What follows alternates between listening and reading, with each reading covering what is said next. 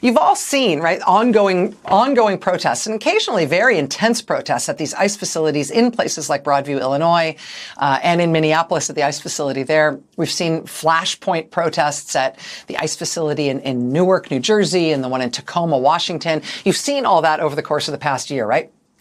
Well, here's something that we are now noticing. We're now noticing protests in sort of communities in uproar, really big local responses in far-flung, out-of-the-way towns all over the country, as ICE now starts to try to use some of the billions of dollars Trump and the Republicans just gave them, as they use that money to try to build new facilities and prisons and prison camps all over the country. They have now cited where they want those places to go. They're trying to repurpose vacant warehouses into prison camps. Everywhere they are trying to do that, they are being pushed back. And oftentimes it doesn't make more than local news, but when you start looking for it, you see it everywhere. Here, for example, is local news coverage from Durant, Oklahoma. Locals there packed a town meeting, and the local government, in response, rushed to pass a brand new ordinance that gives the city of Durant, Oklahoma, the power for the first time to say no to a jail or detention facility being put up in their town. They've got a 1.2 million square foot warehouse space that ICE wants to use to build a prison camp, but in Red State, Oklahoma, this local community, Durant, Oklahoma, and the Choctaw Nation, which is headquartered quite nearby, they are both very firmly saying no, they will not stand for it. Red State, Oklahoma. Also, look, Roxbury, New Jersey. Now, New Jersey is a blue state, but Roxbury is pretty much a red town. Roxbury has an all-Republican local government. But after locals in Roxbury, New Jersey got word that ICE wanted to use a 500,000 square foot warehouse in their town to put up an ICE prison camp there, locals started protesting like mad, and now the all-Republican town council in Roxbury has passed a resolution saying, no, you are not going to be allowed to build that here. Hutchins, Texas. In Hutchins, Texas, ICE is trying to build an immigrant prison camp there, too. They've got a 1 million square foot vacant warehouse in Hutchins, Texas. Locals have been protesting, and now the mayor is coming out firmly and publicly and saying they are not going to allow ICE to put in a prison camp in Hutchins, Texas either. It is something we do not need in our city and something we do not want. Orange County, New York. Again, New York, a blue state, but Orange County has generally leaned red. Residents of Orange County packing town halls and local public meetings, at least one of which had to be moved to a larger meeting site to accommodate the size of the crowd clamoring to get in. The village board and the mayor and the local Democratic Congressman, Pat Ryan, the Republican county executive in Orange County, all now saying no, ICE will not be allowed to build a new ICE facility. They will not be allowed to build an ICE prison camp in Orange County, New York. It would be catastrophic for the local community. In Missouri, Kansas City, Missouri, ICE said it wanted to build a prison camp there, a huge one, to hold 7,500 people. Kansas City, Missouri City Council responded by passing a ban, a 5-year ban. Any non-municipal detention facility cannot be opened in that city for the next 5 years. That's a resolution introduced by the mayor. The ordinance was passed by the Kansas City, Missouri City Council. No, ICE, you cannot come in here and put a prison camp in here. Down to North Mississippi, Byhalia, Mississippi, locals there this past week protesting at the site where ICE wants to build a prison camp at a vacant warehouse. Breaking news. Something is happening across America right now that you are not hearing about on cable news. Something that defies every assumption about red states and blue states. Something that proves ordinary people can win against the federal government when they stand together. And tonight, I am going to show you exactly what it looks like when towns across this country say no to the most powerful law enforcement apparatus in the United States. Here is your first shareable fact. Screenshot this. In the past 60 days, local governments in red states, blue states, and purple states have blocked ICE from building detention facilities in their communities. Not just liberal cities.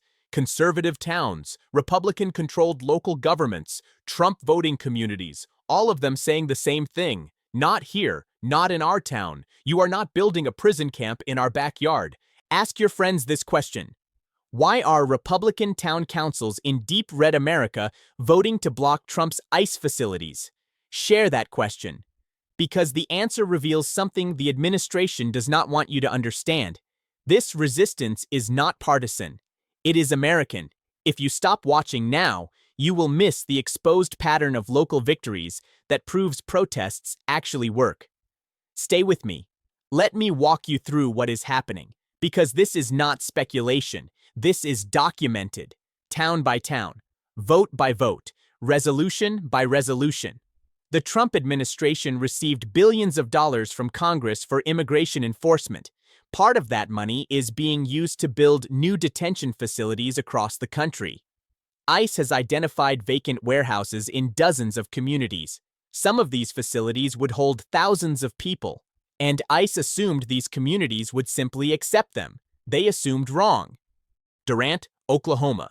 Population 30,000. Deep red state. Trump won Oklahoma by over 30 points. This is not liberal resistance territory. This is the heartland. And when ICE identified a 1.2 million square foot warehouse in Durant for conversion into a detention facility, locals packed a town meeting. The response was overwhelming. The local government rushed to pass a brand new ordinance giving the city of Durant the power to reject any jail or detention facility. The Choctaw Nation, headquartered nearby, joined the opposition. Red State Oklahoma said no. Here is why this matters to you personally. If conservative communities in Oklahoma are rejecting ICE facilities, it means opposition has moved beyond partisan politics. It means something deeper is happening. People across the political spectrum are looking at what the federal government wants to build in their towns and deciding they do not want it. That consensus is rare, and it is powerful. Roxbury, New Jersey. Now New Jersey is a blue state, but Roxbury is a red town. The local government is entirely Republican. Every council member. When ICE targeted a 500,000 square foot warehouse in Roxbury for a detention facility, locals started protesting immediately, and the all-Republican town council responded. They passed a resolution blocking the facility, Republicans voting against Trump's immigration agenda in their own town because they saw what it would mean for their community. If you understand why this pattern matters, hit that like button right now. Hutchins, Texas, deep in the heart of Trump country. ICE identified a 1 million square foot vacant warehouse for conversion into a detention camp. Locals protested, and then the mayor came out publicly and said words that would have been unthinkable a year ago. We do not need this in our city. We do not want this in our city. Texas, the state that has been the centerpiece of Trump's border rhetoric. Local officials saying no. Orange County, New York. The state is blue, but the county leans red.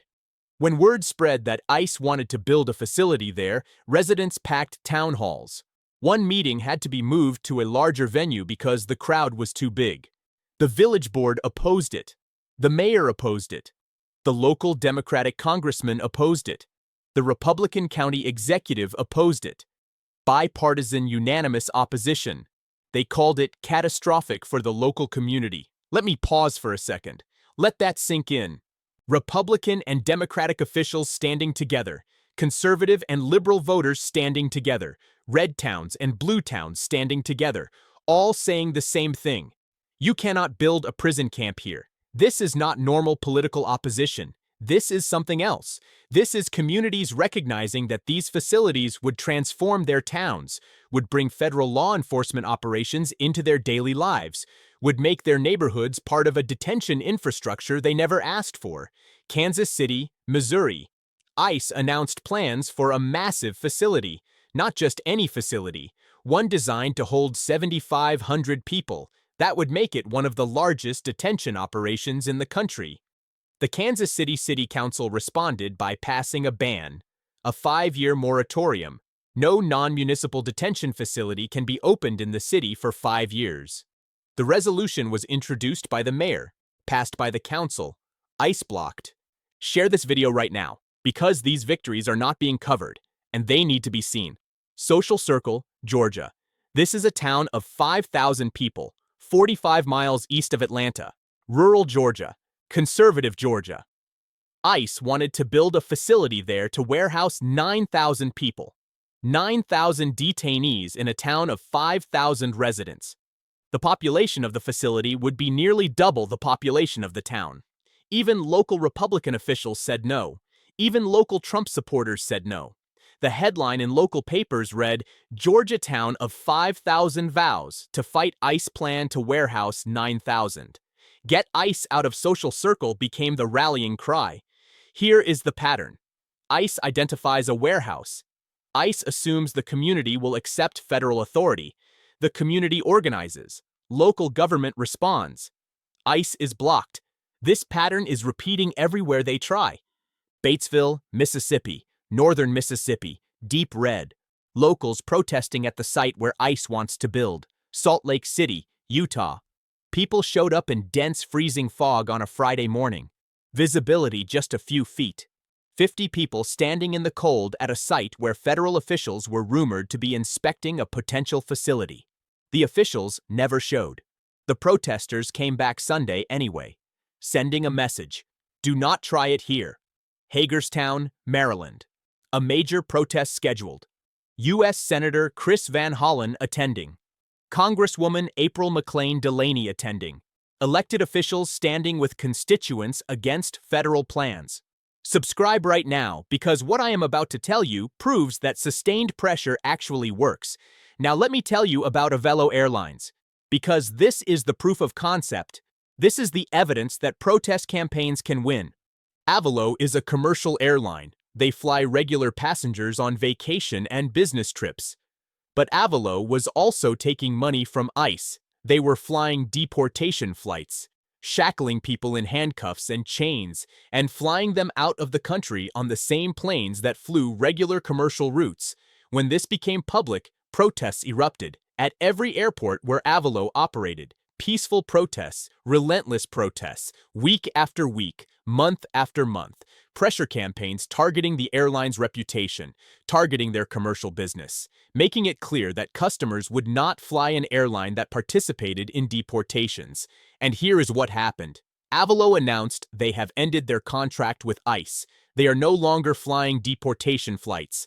The protest campaign succeeded. A commercial company made a business decision that federal contracts were not worth the reputational damage. That customer pressure mattered more than government money. Here is why this matters to you personally. It proves the model works. Sustained nonviolent pressure on institutions that cooperate with policies you oppose can actually change their behavior. Avelo is not flying deportation flights anymore because ordinary people made it too costly for them to continue. The same pressure is now being applied elsewhere. Target is being pressured to tell ICE they cannot stage operations in Target parking lots. They cannot enter Target stores without warrants. Home Depot is facing ongoing protests. Phoenix this weekend. Pressure to stop ICE from using their facilities for operations. These campaigns work. Not every time. Not immediately. But over time. With sustained pressure. They work. Comment below. What company do you think should be pressured next? Now let me show you what this means for the larger picture. Because individual victories matter, but the pattern matters more. The Trump administration assumed that immigration enforcement would face opposition only in liberal cities. They assumed conservative America would welcome these facilities. They assumed that federal authority would override local concerns. Every single one of those assumptions is being proven wrong. Here is the institutional math. The federal government has the legal authority to build facilities. But federal authority requires local cooperation in countless ways. Zoning, permits, utilities, roads, local law enforcement coordination. When local governments actively oppose federal facilities, they can create obstacles, delays, legal challenges, political costs. And here is what the administration did not anticipate. The political cost of forcing facilities into unwilling communities. Every town that fights back generates local news coverage, generates organizing, generates models for other towns to follow. The more communities resist, the more resistance spreads. This is how movements grow, not from the top down, from the bottom up, town by town, protest by protest, victory by victory. Here is why this moment matters to your children. The infrastructure being built now will exist for decades. Detention facilities do not disappear when administrations change. They become permanent features of the landscape. Communities that stop these facilities now are protecting themselves for generations. Communities that accept them will live with the consequences for generations. Tomorrow is January 20th, 1 year since Trump returned to power, and across the country, people are planning walkouts. From jobs, from schools, a national day of action to mark the anniversary and demonstrate that opposition has not faded, it has grown. On this Martin Luther King Day, the principle of nonviolent moral force is being applied everywhere, at ICE facilities, at corporate headquarters, at town halls, at warehouses where the government wants to build camps. Moral force, the most powerful thing in the world when applied with discipline and persistence. Now let me tell you what happens next, because this is not the end of the story, it is the beginning. ICE will continue trying to build facilities. They have billions of dollars. They have federal authority. They will look for communities that do not organize. They will look for places where opposition is weak. The question is whether the model of resistance spreads faster than the administration can adapt. Here is what determines the outcome. Information. Communities that learn early about ICE plans have time to organize. Communities that find out late are caught off guard. That is why sharing these stories matters. Every town that hears about Durant or Roxbury or Social Circle has a template. They know what to do. They know it can work. Here is what you can do, right now, today. If ICE is targeting your community, organize immediately. Pack town meetings. Demand that local officials take positions. Create political pressure that makes approval costly. If ICE is not targeting your community, support communities that are fighting. Share their stories. Amplify their organizing. Donate to legal defense funds. If you do not know whether ICE is targeting your community, find out. Check local news. Attend town meetings. The plans are often announced quietly. Awareness is the first line of defense. First, subscribe to this channel right now, because you need information about resistance that is actually working while mainstream media focuses on Washington drama. Second, share this video everywhere. The towns fighting ICE need to know they are not alone. The towns that have not started fighting need to know it is possible to win. Third, remember what this proves. Durant, Oklahoma, Roxbury, New Jersey, Hutchins, Texas, Social Circle, Georgia, Kansas City, Missouri, red towns, blue towns, all of them blocking ICE, all of them proving that when communities organize, they can win. The administration wanted you to believe resistance was futile. That federal power was unstoppable. That opposition was limited to liberal enclaves that could be dismissed and ignored. The reality is different. The reality is that ordinary Americans in ordinary towns are standing up and saying no. Republicans and Democrats, conservatives and liberals, urban and rural, all of them recognizing that some things cross lines that should not be crossed. Avelo Airlines stopped flying deportation flights because people protested. Towns across America are blocking detention facilities because people organized. The model works, the evidence is accumulating, and the movement is growing.